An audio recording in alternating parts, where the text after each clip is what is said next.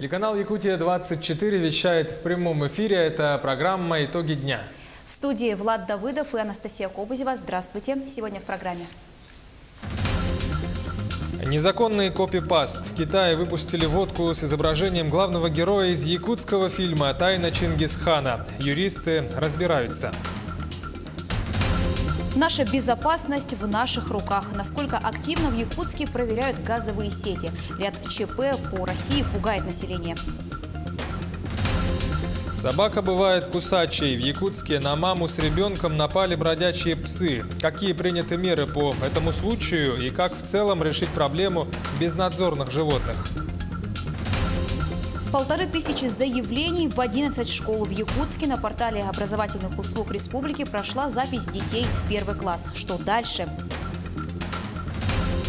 Успех наших стрелков. Сборная Якутии стала серебряным призером по пулевой стрельбе. Коротко о главном. Обзор заметных новостей и событий Алданского района в конце выпуска.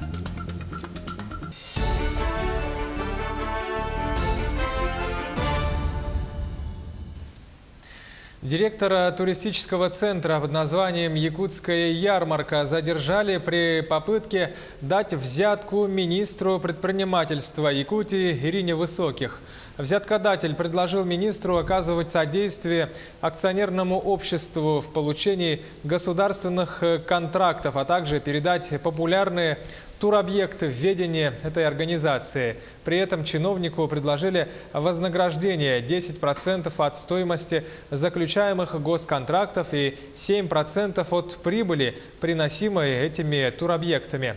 Глава Минпреда Ирина Высоких обратилась в управление ФСБ по республике, и руководитель этого акционерного общества был задержан с поличным при передаче денег. В отношении взяткодателя возбуждено уголовное дело.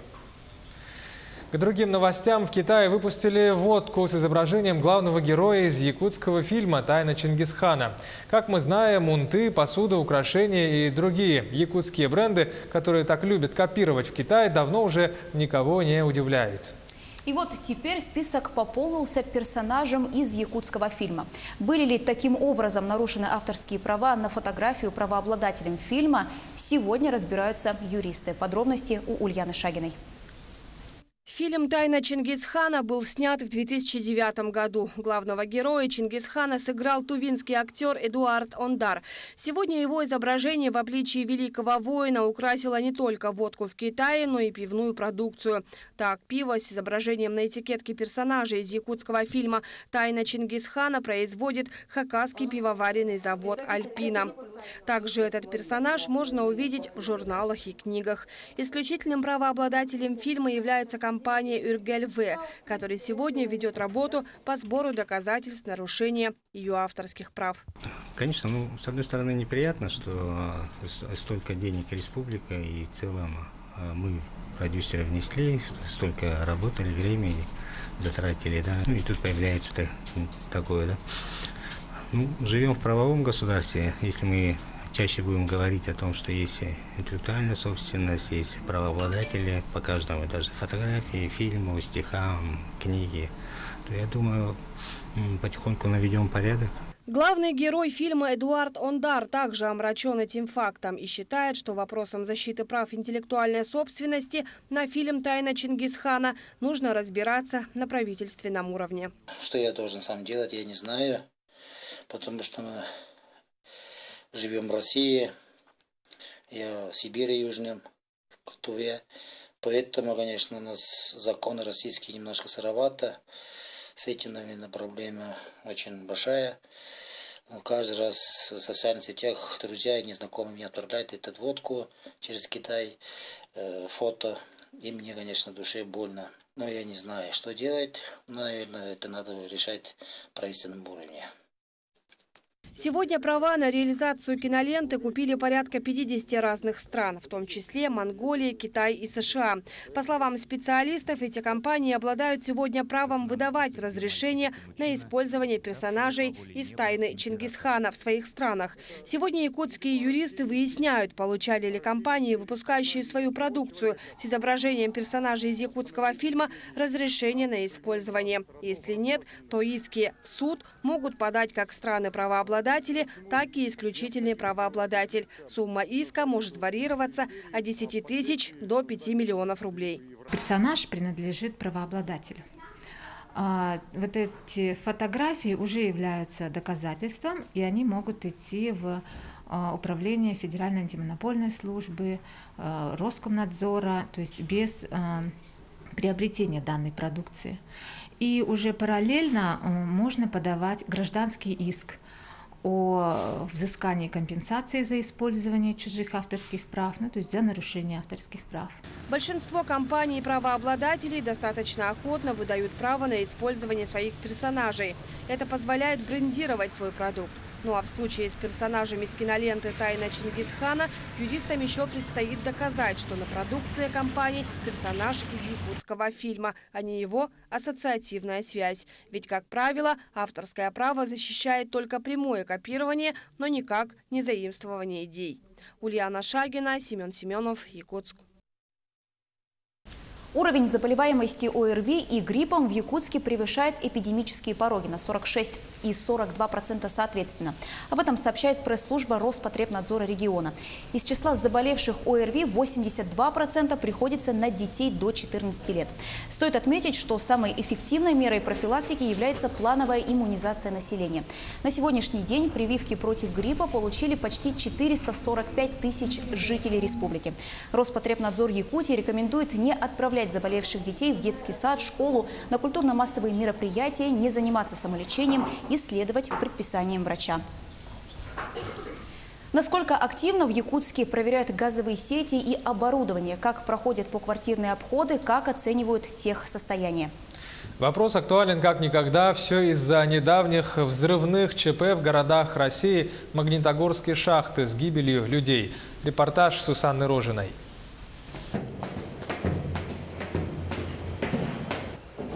Здравствуйте. Газовая служба. Главное дело тест. Газовые службы ежегодно проводят поквартирные проверки. Неисправности сразу устраняют и об этом обязательно доводят до собственников жилья. А также проверки вентиляции в квартире должны проводить и управляющие компании 3 раза в год. Я когда перед уходом из дома, я всегда проверяю, выключила или оставила открытым. Всегда смотрю, проверяю. Вот, работа газовой службы меня устраивает. Каждый год один раз приезжают, смотрят, проверяют. Мне это нравится. Одной из проблем является то, что многие жители не впускают к себе в квартиры сотрудников газовой службы. Но, тем не менее, процент попадания в квартиру увеличивается. Если в 2016 году было более 25% попадания в частные дома, то сейчас уже более 90% из общего количества домов. Хотелось бы призвать жителей в допуске работников газовой службы в свою квартиру, где установлено газовое оборудование. Четверть внутридомовых газовых сетей в Якутске изношена. Ежегодно срок эксплуатации выходит 20 километров сетей. При этом денег хватает на ремонт только 8. В этом году Сахатранснефтегаз и Фонд капитального ремонта планируют запустить пилотный проект по замене этих сетей. Львиная доля тех газифицированных домов, которые достигли порядка 30-40 лет работает, они уже, как любое оборудование, подвержены старению. Коррозии в некоторых местах, усталостные, всякие моменты. И необходимо проводить своевременно техническое диагностирование. За техническую диагностику полную ответственность несут управляющие компании и ТСЖ, а также сами собственники. При несоответствии норм дом могут и вовсе отключить от газа. Только в Якутске более 570 домов, которые могут быть отключены от газа.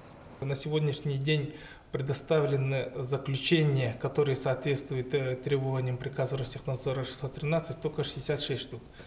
Все остальные 100 заключений, которые нам предоставлены, они сделаны очень некачественно. То бишь управляющие компании не совсем хорошо отработали со своими подрядчиками.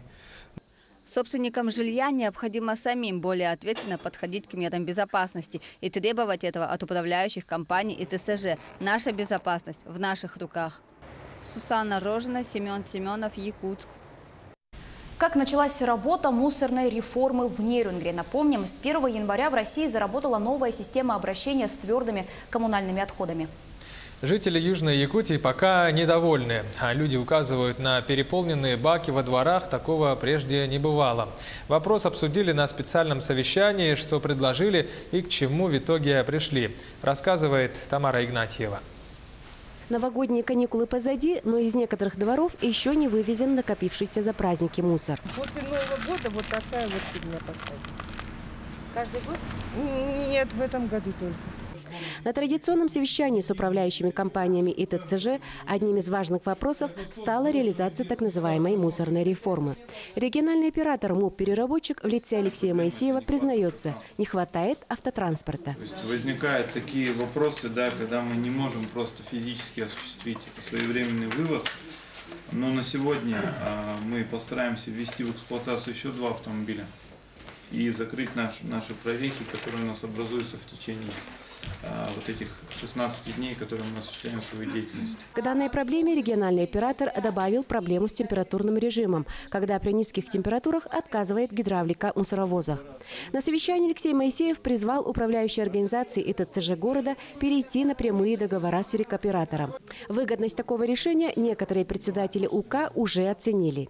Отдала нормально по всем организациям, по своим, юристы со мной созвонились, уточнились, передали все, в водоканал для начисления, все. У меня, как у управляющей компании, у меня нету головной боли. На совещании шли бурные обсуждения по раздельному сбору мусора.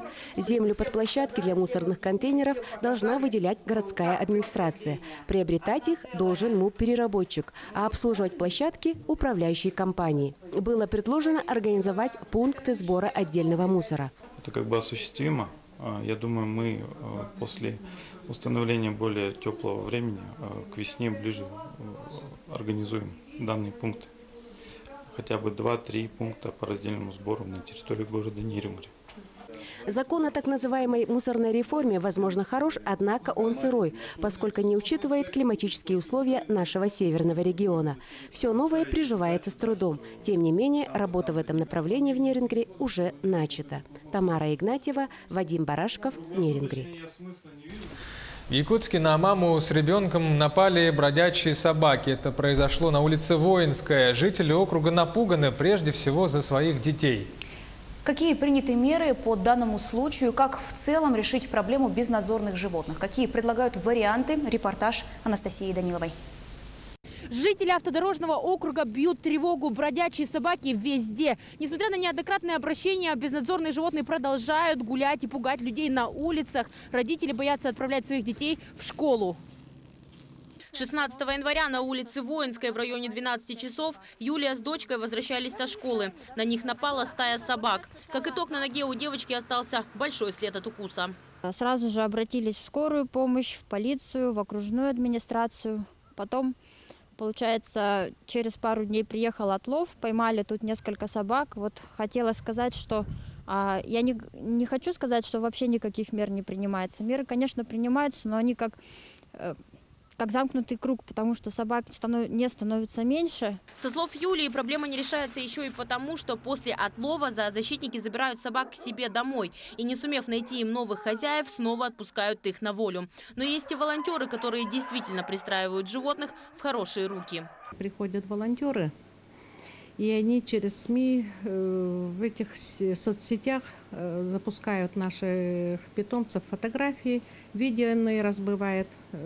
Поэтому люди смотрят, бывает, приходят, забирают. И притом забирают очень хорошо. К счастью, пострадавшая девочка была достаточно тепло одета, если этот укуса незначительный. Однако психологическая травма у ребенка осталась. Я боюсь теперь собак.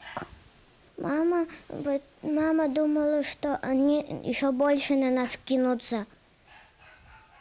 И мы ушли. них. И потом нам дядя помог. Это не единственный случай. Зачастую жертвами подобных случаев является детское население. Безнадзорные животные поджидают их на каждом шагу. На территории дворов, детских площадок и рядом с магазинами. Однажды я на свалку выходила, на помойку, мусор выносить, и на меня напало 8 собак. 2 убежали, одна сразу напала, а все остальные 5 собак смотрели на меня и смотрели на собаку, как она меня кусает. Всего за январь 2019 года в травматологическом пункте медицинского центра зафиксировано 39 пострадавших. Это на 8 человек больше, чем в январе прошлого года, учитывая, что месяц в этом году еще не закончился. Анастасия Данилова, Александр Зубехин, Владимир Павлов, Илья Сыромятников, Якутск. Короткая пауза прямо сейчас, 30 секунд. Не переключайтесь, оставайтесь с нами и смотрите во второй части программы. 1500 заявлений в 11 школ в Якутске. На портале образовательных услуг республики прошла запись детей в 1 класс. Что дальше? Успех стрелков. Сборная Якутии стала серебряным призером по пулевой стрельбе. Коротко о главном. Обзор заметных новостей и событий Алданского района в конце выпуска. Итоги дня на Якутии-24. С вами Влад Давыдов и Анастасия Кобызева. Продажа яиц девятками, инициатива и маркетинговый ход самих розничных магазинов. Об этом заявил руководитель Нюрнгринской птицефабрики Егор Макаров. Оптовая цена одного яйца от фабрики 6 рублей 70 копеек. В фирменных магазинах Нюрнгринской птицефабрики к цене добавляется всего 10%. И в этом году ее увеличивать не планируют. Скорее всего, стоимость одного яйца летом этого же года даже снизится и составит около 5 рублей. Глава птицефабрики советует обращать внимание на стоимость и количество яиц при покупке. Нюрнгринская фабрика производит и продает своим контрагентам по 30 в год, по стандартной ячейке. А то, что вот СМИ выходит, что разные количества яиц продают, это делают сами розничные магазины для привлечения покупателей. По закону повышение НДС нас не коснулось, так как мы реализовали по 10% НДС. До Нового года мы реализуем яйца по 10% НДС и после Нового года. Цена, увеличение цены из-за налогов, это, как говорится, от нас не касается. Это касается именно продовольственных магазинов, которые сами повышают, доделывают накрутку. Более 1500 заявлений на запись в 1 класс в Якутске поступили в электронную систему. Регистрация, напомню, началась 19 января в 9 утра на портале образовательных услуг республики в первые 11 школ города. Сейчас идет обработка заявок и смена статусов этих заявлений школьными операторами на портале.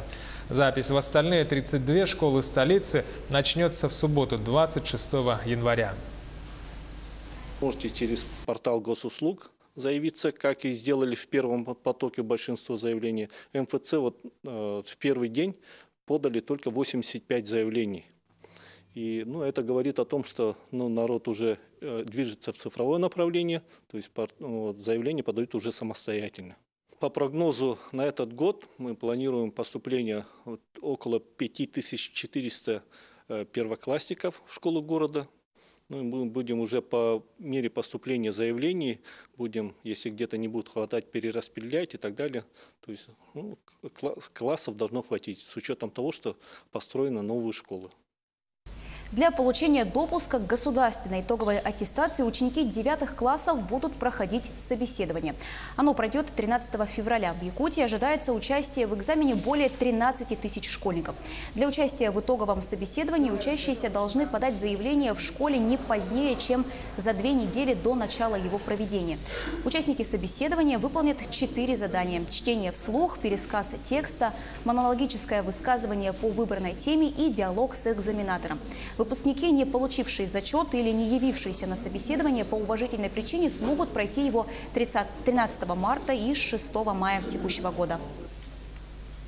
Сейчас мы часто слышим, что дети наши в основном выполняют тестирование, занимаются много на компьютере, и это влияет на то, что они не могут в полной мере донести свою мысль до окружающих, не могут хорошо владеть своей устной именно речью. И мы надеемся, что итоговое собеседование для девятиклассников будет влиять на то, чтобы вот эти навыки у наших детей развивались.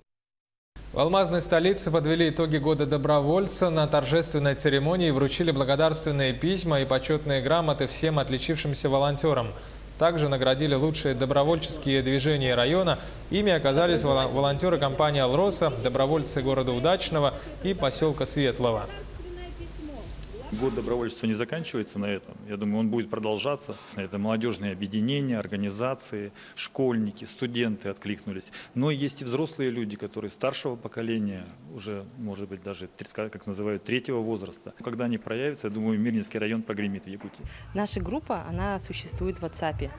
Вот. И мы, если какое-то там событие случается и нужна помощь волонтеров, то мы там все группируемся, мы не относимся к конкретной организации. Позавчера мы собрали деньги буквально за один вечер на микроволновую печь женщине-инвалиду, которому мы до сих пор помогаем. Мирнинский клуб «Алмаз Алроса» обыграл московский «Спартак» в очередном матче чемпионата России. Счет открыл Евгений Фомин, результат удвоил Константин Шувалов. Третий мяч забил Никита Илько. В итоге мирнинцы победили со счетом 3-0. Следующую встречу команда «Алмаз Алроса» проведет 26 января с «Дельтой» из Астрахани. В турнирной таблице чемпионата страны высшей лиги мирнинцы пока занимают 3-е место. Сборная Якутии стала серебряным призером по пулевой стрельбе. Турнир прошел в Ижевске. Сборную Якутию представили 11 юных стрелков в личном первенстве. Второе место заняла Алина Готовцева, воспитанница второй школы города Якутска. Юрий Осипов продолжит. Глубокий вдох и выстрел. Алине 16. 2 года назад она пришла в тир по совету родителей. Подспорьем для начала тренировок стало отличное зрение девочки. Я узнала, что там нужно разговаривать с собой, общаться с тренером. Узнала мир, Россию, полетела на соревнованиях очень много. И много-много друзей у меня появилось.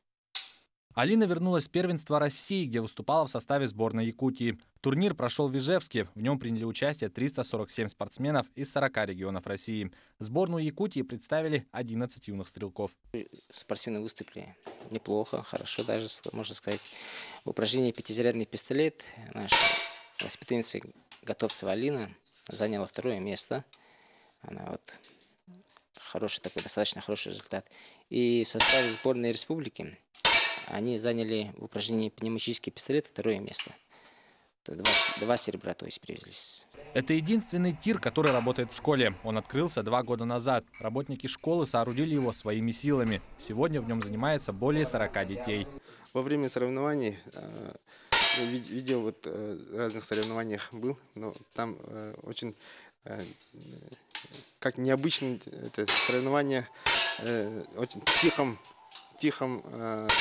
атмосфере проводится такое соревнование, и наши дети, они как-то себя сосредоточенно, целенаправленно используют свои умения. Помещение тира оборудовано по международным стандартам, строго выдержаны дистанции. Для тренировок у ребят есть все необходимое оборудование: автоматизированные мишени, форма, оружие. Немецкая винтовка «Вальтер». Ее вес чуть больше 5 килограмм. Ее главная особенность в том, что ее можно подстроить под любого спортсмена. Она отвечает всем мировым стандартам. Меткость стрельбы повышает мягкий спуск и точность ствола. Ребятам некогда отдыхать. Сейчас сборная второй школы снова готовится к соревнованиям. В конце января их ждет чемпионат ДОСААФ, который пройдет в селе Чурапча. Юрий Осипов, Илья Сыромятников, Якутск. На этом наш выпуск завершен. Это были итоги дня на канале Якутия-24. Эфир продолжит обзор заметных новостей и событий Алданского района. Слово коллегам. Здравствуйте! Совсем скоро родители будущих первоклашек начнут брать школы штурмом. Начнется запись в первые классы. Набор ожидается масштабным. Подготовительные группы в детских садах заполнены. В сентябре на свой первый урок придут свыше 500 маленьких алданцев. Нехватки учеников сотрудники департамента образования не опасаются. Напротив, вполне прогнозируем недостаток начальных классов. Школы наберут, особенно город Алдан, но и там Куранах наберут первые классы, потому что у нас в этом году очень много деток в подготовительных группах.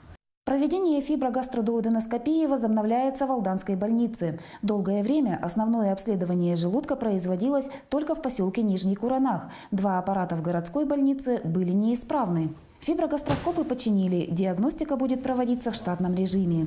Желудочные заболевания не единичны, и возможность пройти ФГДС по месту жительства актуальна для многих. Вопрос с помещением библиотеки семейного чтения РЛ решен. Она будет располагаться на 1-м этаже новостройки, возведенной на месте старого клуба, где РЛ располагалась ранее. Год назад в ветхом здании рухнула крыша. Библиотека была экстренно переведена в Дом культуры одного из отдаленных микрорайонов, где заняла всего 1 кабинет. Скоро все изменится. РЛ вернется на прежнее место, и читателям вновь будут доступны богатства литературы. В 2019-м исполняется 195 лет сказки Ганса Христиана Андерсона «Снежная королева». В Алданском краеведческом музее юбилею книги посвящена интерактивная выставка под названием «Волшебные осколки сказки». «Снежное королевство» раскинулось в одном из залов. На экскурсии здесь побывали более 100 человек. Это преимущественно учащиеся начальных классов и воспитанники детских садов. Знакомство со сказкой продолжали игры и тематические викторины. Всем весело. Все достаточно хорошо развлекаются, и даже взрослые не стесняются играть. В новогодние праздники взрослые играли. В конце рабочей недели состоится торжественная церемония подведения итогов 2018-го. В России год минувший прошел под эгидой волонтерства и добровольчества. В Якутии он стал годом содействия занятости, а в районе – годом дружбы и единения народов. В 2019-м на российскую арену выйдут театры. На уровне республики в приоритете будет консолидация. А в районе год наступивший объявлен годом экологии. Таковы новости Алданского района. Мы следим за развитием событий. Оставайтесь с Якутией.